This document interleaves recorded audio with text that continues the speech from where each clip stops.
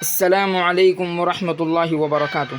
آج کی تحریر خاص ان لوگوں کے لیے ہے جو اہل باطل کی کتابوں کا مطالعہ کرتے ہیں اور کہتے ہیں کہ جی ہم اہل باطل کے شر سے اور جو انہوں نے اس میں جو غلط باتیں اور انسان کو گمراہ کرنے والی باتیں لکھی ہے اس سے ہم بچ جائیں گے۔ میرے دوستو، آپ بچ تو جائیں گے لیکن ان باتوں کا آپ کے دل پر ضرور اثر ہوگا۔ اسی بات پر روشنی ڈالتا ہوا ایک ملفوظ حکیم الامت حضرت مولانا اشرف علی تھانوی صاحب نور اللہ مرقدہ کا ہے۔ آئیے ہم اسے پڑھتے ہیں اور سماعت بھی کرتے ہیں۔ فرماتے حضرت کہ یہ مشاہدہ ہے کہ اہل اللہ کے کلام میں نور ہوتا ہے اور ملحدوں کے کلام میں ظلمت ہوتی ہے۔ گو بزرگوں کی عبارت سادی ہوتی ہے، ان کی عبارت آرائی نہیں ہوتی، مگر ان کے مطالعے سے قلب میں نور پیدا ہوتا ہے۔ اور جو لوگ متبع شریعت نہیں، ان کی کتابوں کی عبارت گو کیسی ہی شستہ ہو مگر باطن میں اس سے ظلمت پیدا ہوتی ہے، گو ان میں تمام باتیں دین ہی کی ہو۔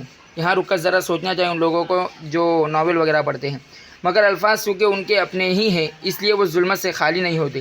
جس کے دل میں کچھ بھی ادراک ہے وہ اس فرق کو ضرور محسوس کرے گا۔ حوالہ دیا ہے مطالعے کی اہمیت، صفحہ نمبر 376 بحوالہ حقوق الزوجین، صفحہ نمبر 120۔ ٹھیک ہے، السلام علیکم ورحمۃ اللہ وبرکاتہ۔